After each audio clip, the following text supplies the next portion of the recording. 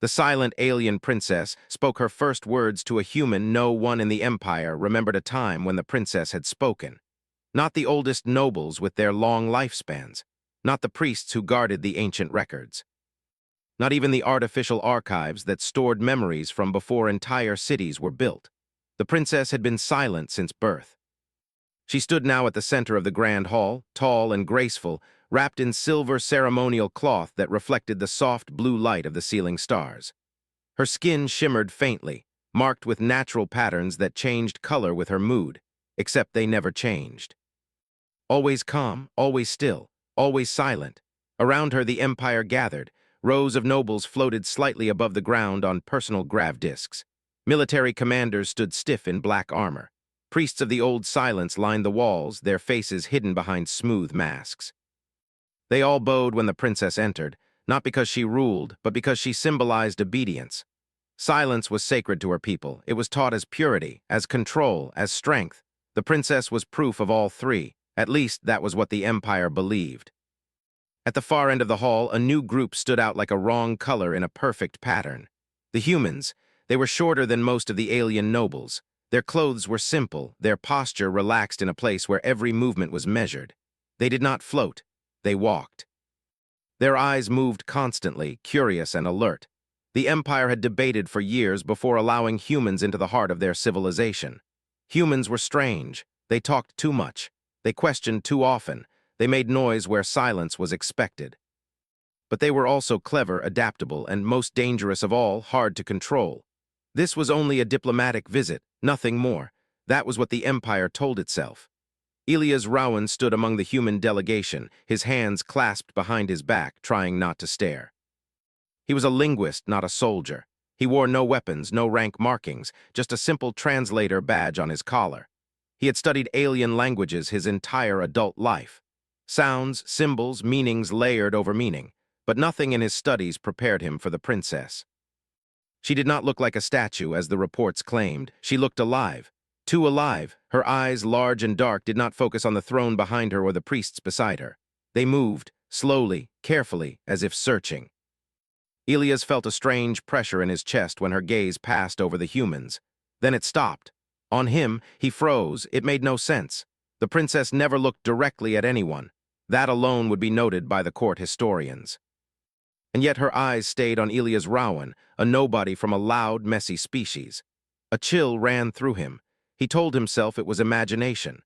The grand speaker of the empire raised his hands, and the hall fell into perfect silence. "Let this moment be recorded," the speaker announced, his voice echoing smoothly. "The Empire of Still Waters welcomes the Human Confederation." The humans bowed awkwardly, slightly off timing. Elias bowed too, but his eyes lifted again without permission. The princess was still watching him. Her expression did not change, but something subtle shifted. The faint light in her skin flickered just for a moment like a breath held too long. Elias swallowed. Something was wrong. The ceremony ended as all ceremonies did, with silence. No applause, no cheers, just the quiet movement of bodies leaving the hall. The princess was guided away by attendants, her steps slow and controlled. The nobles whispered among themselves, their voices low and careful. Elias tried to shake the feeling crawling up his spine. "You noticed it too, didn't you?" He turned to see Ambassador Hale beside him, a sharp-eyed woman with years of first-contact experience. "Noticed what?" Elias asked. Hale watched the retreating figure of the princess. "She looked at you." Elias hesitated. "I thought I imagined it." Hale shook her head. "No, I saw it, and so did the priests. They're pretending they didn't." That did not make Elias feel better. Later that cycle, Elias was assigned a task far from the main diplomatic chambers. "Catalog the outer inscriptions," the alien liaison told him. "Low priority, minimal supervision." It was a polite way of saying, stay out of sight. Elias didn't mind. He preferred quiet work, symbols carved into crystal walls, languages that did not judge. The palace gardens were vast and strangely beautiful. Smooth stone paths wound through glowing plants that hummed softly, reacting to movement. Water floated in suspended arcs, frozen in elegant shapes. Elias activated his scanner and began recording. That was when the air changed. Not a sound, not movement, a feeling. He turned slowly. She stood at the edge of the path, the princess, no attendants, no guards, just her. Every rule Elias had studied screamed that this should not be possible. She was closer now, close enough that he could see tiny changes in her skin, like light moving beneath glass. Her eyes were fixed on him, not with cold observation, but something else. Curiosity. Elias lowered his scanner. "Your Highness," he said quietly, unsure if speaking was allowed. Humans filled silence by habit, not disrespect. She did not react. She stepped closer. Elias felt a strange pressure in his head, like standing too near a powerful engine. His thoughts slowed, heavy but not painful. The princess stopped an arm's length away. They stood there, facing each other. Silence stretched. It did not feel empty. It felt full. Elias resisted the urge to speak again. Something told him that this silence mattered. The princess tilted her head, studying his face like a puzzle. Her lips parted. Elias' heart slammed against his ribs. No sound came out. Her mouth closed again. Her brow tightened just slightly. The light under her skin pulsed unevenly. She tried again, still nothing. Elias felt fear then, not for himself, but for her. Whatever silence was to her people, this was not calm. This was struggle. He spoke without thinking. "It's okay," he said softly. "You don't have to." The words were simple, human, useless. The princess stiffened. Her eyes widened. The light beneath her skin surged bright and wild, then settled into a steady glow. Her lips moved again. This time sound came out, rough, uncertain, broken by effort. "Why do you choose?" The words were human, perfectly human. Elias forgot how to breathe. The first words spoken by the silent princess of the empire were not in her own language. They were spoken to him. And somewhere in the palace, alarms began to sound. Not loud, not public, but dangerous all the same. Because an empire built on silence had just heard a human voice echo back from its most sacred symbol. And nothing would ever be the same. The palace did not sleep. It only became quieter. Elias Rowan lay awake on his narrow resting platform, staring at the faintly glowing ceiling of his guest quarters. The walls were smooth, almost soft-looking, but he knew they could harden in an instant if security protocols activated. He had been ordered to stay inside. He had also been told not to speak about what happened. Neither order made him feel safe. His thoughts kept returning to Era. The way her voice sounded when she said she would choose. The way the room itself seemed to listen when she spoke. Humans had met many alien leaders before, strong ones, cold ones, brilliant ones, but never one who sounded like she had just learned how to breathe. A soft pulse of light rippled along the wall near the door. Elias sat up. A hidden panel slid open without a sound. Era stepped inside. Elias jumped to his feet. "You're not supposed to be here." She gave a small, strange smile. "Neither are you." "That doesn't help." "I know." She looked different now, not in her body, but in her presence. The constant tight control she carried before seemed looser, like someone who had stopped holding their breath. "They are watching you," she said, "but they are watching me more." "That's comforting," Elias replied. She tilted her head. "That was humor." "Yeah," he said. "You're learning fast." She studied him for a moment, then walked to the center of the room and sat down slowly, as if still unsure she was allowed to take up space. "I need to tell you something," Era said. Elias nodded. "I figured that part." "What I tell you," she continued, "will make you a threat to the Empire." "I already am?" "Yes," she agreed calmly, "but this will make it worse." Elias exhaled. "Go on." Era closed her eyes. The light beneath her skin shifted, forming slow, moving patterns. "My people are born open," she said. "Our minds reach outward before we learn how to pull them back." Elias listened closely. "We feel others," she said. "Their fear, their joy, their anger, all of it, all the time." "That sounds," Elias searched for the word, "overwhelming." "It is," Era replied. "As children, many of us break, lose ourselves," she said simply. "Our thoughts drown in the noise of others." Elias felt a chill. "So silence became protection," he said. "Yes, at first." Era opened her eyes. "Long ago, our ancestors learned that silence reduced the noise. Fewer words, fewer connections, less pain." "That makes sense," Elias said. "It did," she agreed. "Then leaders learned something else." Her voice grew quieter. "They learned silence was control." Elias did not interrupt. "They taught us that speaking was weakness," Era continued. "That expression was danger, that obedience was peace." She looked down at her hands. "And I was born stronger." "In what way?" "My mind reached farther," she said. "I felt more, heard more." "Hurt more?" Elias understood now. "That's why you were silent from birth," he said. "Yes, speaking to my own people felt like being torn open." "But not with humans," Elias said. "No," Era said softly. "Humans are quiet inside." Elias almost laughed, almost. That might be the nicest insult anyone has ever given us. She looked confused. Insult? Never mind. Era stood and walked toward the window, the city lights reflected in her eyes. My silence became sacred, she said. They built belief around it, around me. You became a symbol, Elias said. Yes, a cage made of reverence. Elias felt anger rise in his chest, not loud, not explosive, slow and heavy. You were never meant to rule, he said. No, she replied. I was meant to be silent forever. Elias clenched his fists. Humans would riot over that. She turned to him. You riot over many things? True. Silence fell between them again, but this time it felt different, comfortable, shared.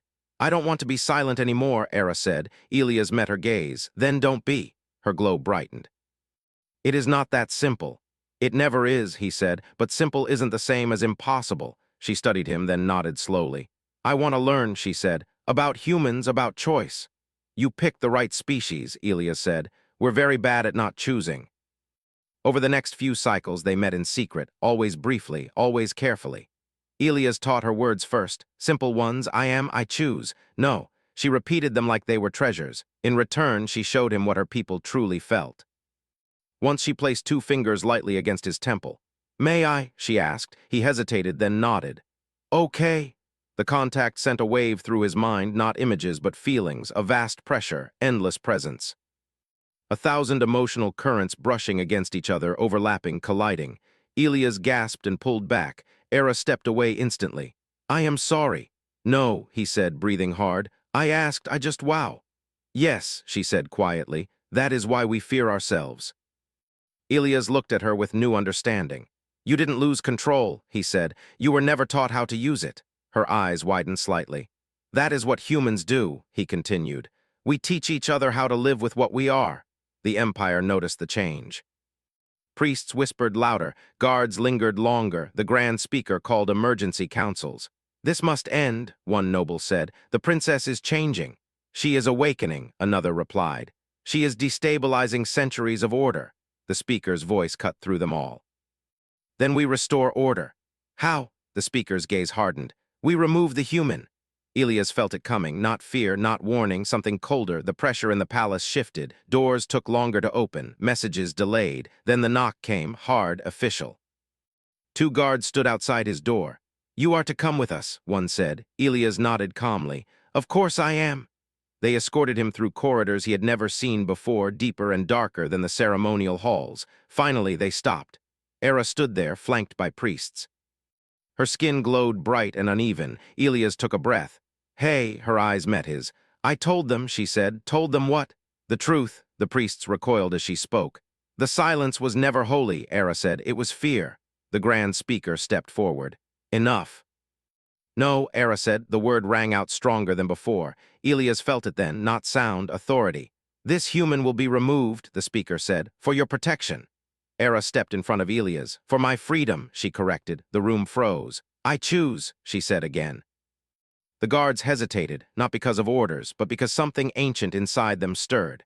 The speaker realized too late that silence had been broken not just by words, but by will. Later that cycle, Elias was returned to his quarters, not imprisoned, not freed, waiting. Era stood alone in the grand hall, no longer a symbol, but a question no one knew how to answer. And for the first time in its long history, the Empire feared not noise, but a single, clear voice that refused to be silent. The grand convocation was called at dawn. That alone told everyone something was wrong. For centuries, the Empire of Still Waters had ruled through calm schedules and slow decisions. Emergency gatherings were rare, dangerous. They meant the silence had cracked. Across the capital city, transport lines filled with nobles, priests, and military leaders. Floating platforms gathered above the grand hall like silent stars. The people waited. They always waited. Inside the hall, Elias Rowan stood among the human delegation, his hands steady, his heart anything but. They're making this public, Ambassador Hale whispered beside him. That's bad. Or necessary, Elias replied. Hale glanced at him. You're calm. I'm terrified, he said. I've just accepted it, she snorted softly. Very human of you. Across the hall, the imperial elites gathered in rigid formation. Priests in pale masks lined the walls. Guards stood at every entrance, weapons visible now, no longer hidden. At the center stood the throne platform, empty. A murmur rippled through the hall, then the doors opened.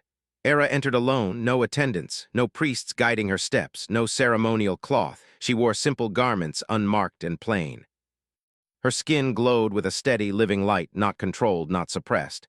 Elias felt his chest tighten. She was not a symbol today, she was a person. The Grand Speaker rose. "Let this convocation be recorded," he announced. "We gather to address a matter of great concern." Hera walked forward, stopping well before the throne. She did not bow, gasps spread like a wave. The speaker's voice sharpened. "Princess Hera, return to your place." "No," she said. The word echoed through the hall, clear, unmistakable. Silence followed, real silence, heavy and uncertain. Hera looked around the hall, not just at the leaders, at everyone. "I have been silent all my life," she said. "Not because I was holy, not because I was chosen." Her voice did not shake. "I was silent because I was afraid." Shock spread through the assembly. The priests shifted, disturbed. "My people were taught that silence was strength," Hera continued, "but silence was only a cage we learned to worship." The Grand Speaker raised a hand. "This is disorder." "This," Hera replied calmly, "is truth." She turned slightly, her gaze falling on the human delegation, on Elias. "When humans came," she said, "they did not command me, they did not fear my silence, they listened." Elias swallowed hard. "And because they listened," Hera continued, "I could speak without pain." The priests cried out, "Heresy! Corruption!" The speaker slammed his staff into the floor. "Enough, guards!" Armed units moved forward, surrounding the central platform. The tension in the hall became unbearable. Elias took a step forward, so did Ambassador Hale. Then every human present moved as one. No weapons raised, no shouting, they simply stood still together. A ripple of confusion spread among the guards. Hera saw it. She lifted her chin. "I choose," she said again. "Not silence, not fear, I choose to speak." The Grand Speaker's face hardened. "Then you choose to tear this empire apart." "No," Hera said. "I choose to let it breathe." For a moment no one moved, then something unexpected happened. One of the guards lowered his weapon, then another, not because of orders. Because they remembered, memories long buried, stirred, feelings suppressed, thoughts hidden, questions never asked. The speaker turned, stunned. "Stand down!" But the command felt weak now. Hera stepped forward, her presence filling the hall. "I will not force you," she said to the guards. "That was never the human way." Elias felt something break open inside his chest.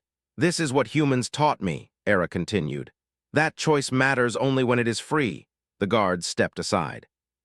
The speaker stared, realizing too late that control built on silence could not survive a voice that refused to kneel.